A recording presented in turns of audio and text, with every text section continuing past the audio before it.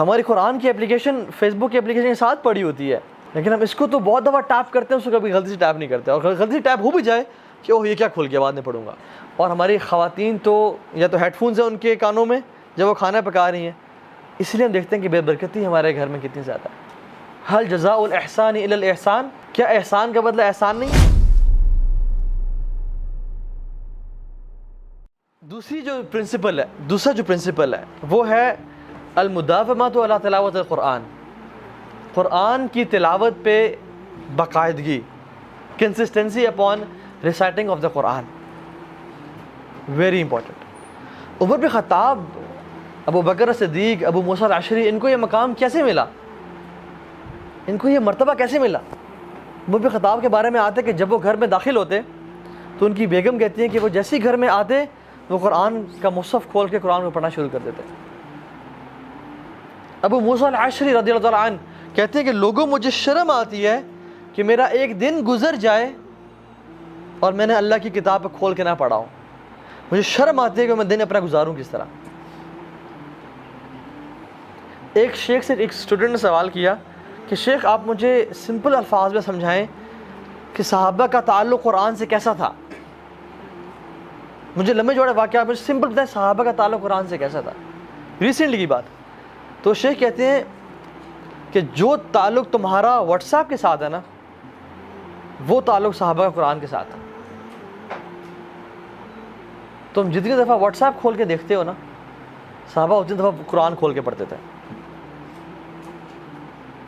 اگر آپ کبھی وہ اپلیکیشن انسٹال کریں نا جس میں آپ کو بتاتی ہے کہ how many Times do you unlock your phone, تو آپ دیکھیں گے کہ 250-300 دفعہ آپ دن میں فون کو انلاک کر رہے ہیں،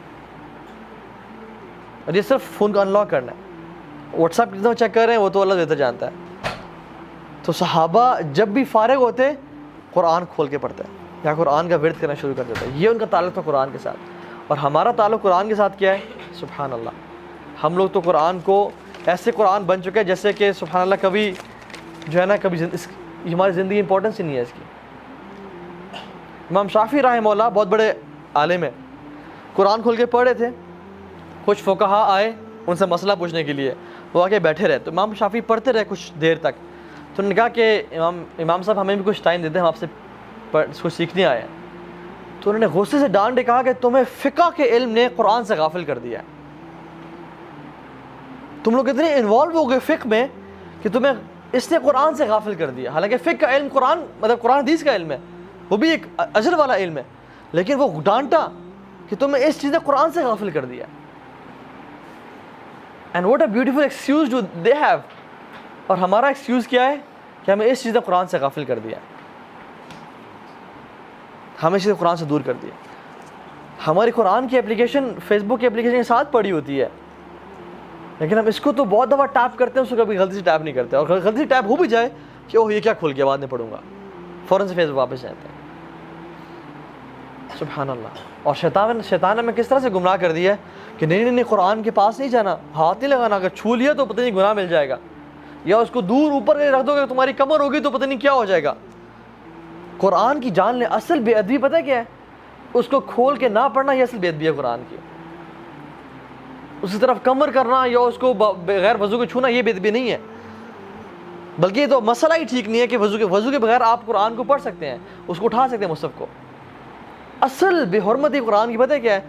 کہ وہ ایک دن گزر جائے اور آپ نے کھول کے نہ پڑھا اسے، اور ایک دن تو کیا ہفتے گزر جائیں، مہینے گزر جائیں، اور آپ نے اس کو ریشم کے لباس پہ تو پکڑ کے رکھا ہوا ہے لیکن آپ نے کبھی کھولا نہیں۔ And now since we have smart phones, آپ نے قرآن کی موبائل ایپ کو کبھی ٹچ نہیں کیا اور آپ نے واٹس ایپ کو 100 دفعہ ٹچ کرتے ہیں آپ۔ This is real disrespect to Quran, کہ how much time do you give to Quran. So یہ تعلق ہونا چاہیے۔ یحییٰ بن معاذ رضی اللہ تعالیٰ عنہ صحابی ہیں، بستر مرگ پہ تھے، کسی نے پوچھا کہ آپ کی 2 خواہشات کیا ہیں آخری؟ تو کہتے ہیں کہ میری آخری جو 2 خواہشات ہیں نا وہ یہ ہیں کہ مجھے ایک خالی گھر مل جائے اور ایک بہترین مصحف مل جائے کہ میں قرآن کی تلاوت کرتا رہوں اس میں۔ یہ ان کا تعلق تھا قرآن کے ساتھ۔ بہت سارے واقعات ہیں اس میں۔ امام شافعی یہ استاد ہیں، امام احمد بن حنبل وہ شاگرد ہیں۔ اب استاد اپنے شاگرد کے گھر آئے، انہوں نے اپنے بیٹے کو کہا کہ میرے جو استاد ہیں نا ان میں 2 کوالٹیز ہیں، اور وہ کیا کہ ایک تو تہجد کی نماز کبھی نہیں چھوڑتے، اور دوسرا کھانا بہت کم کھاتے ہیں۔ تو انہوں نے کھانا پکایا بیٹیوں نے اور پانی رکھ دیا کہ رات کو تہجد کی نماز کے لیے وضو کریں گے۔ صبح اٹھے تو برتن بھی پورا کا پورا بھرا ہوا تھا اور کھانا بھی زیادہ کھایا ہوا تھا۔ تو انہوں نے پوچھا کہ یہ کیا؟ تو انہوں نے اپنے استاد سے پوچھا کہ استاد جی یہ کیا بات ہے، سمجھ نہیں آئی۔ تو کہتے ہیں کہ کھانا کس نے بنایا تھا؟ تو انہوں نے کہا میری بیٹی نے بنایا تھا۔ تو انہوں نے کہا وہ حافظ قرآن ہے؟ کہتے ہیں جی وہ حافظ قرآن ہے۔ کہتے ہیں وہ اس کا معمول کیا ہے؟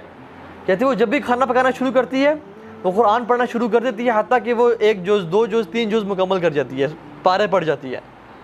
تو کہتے ہیں کہ اس کھانے میں اتنی لذت تھی کہ میرا ایک لقمے کے بعد دل چاہا کہ دوسرا لقمہ کھاؤں، اور کھاتے کھاتے میں نے نارمل سے زیادہ کھا لیا، اور اسی رات کو میں ساری رات حدیث پہ کام کرتا رہا، اور اسی وضو کے ساتھ میں نے اس رات کو تہجد کی نماز پڑھی۔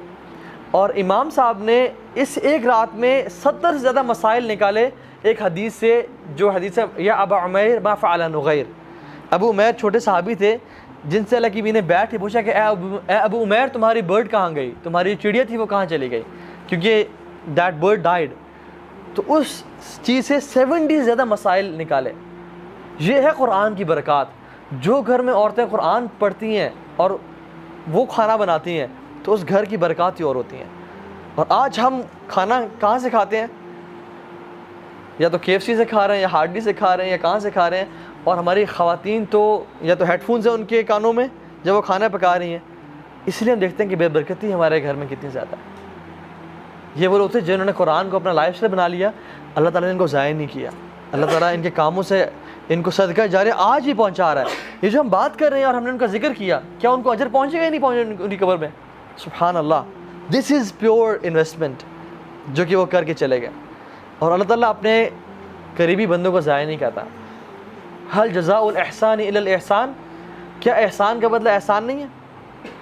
جو شخص احسان سے اللہ کی طرف متوجہ ہوتا ہے، عبادت کرتا ہے، اللہ بھی اس کو احسان کے ساتھ بدلہ دیتے ہیں، اور وہ بڑا قدردان ہے، رب العالمین بڑا قدر کرنے والا ہے۔ تیسرا اصول، ہمارے پاس ٹائم کم ہے، I'll quit some واقعات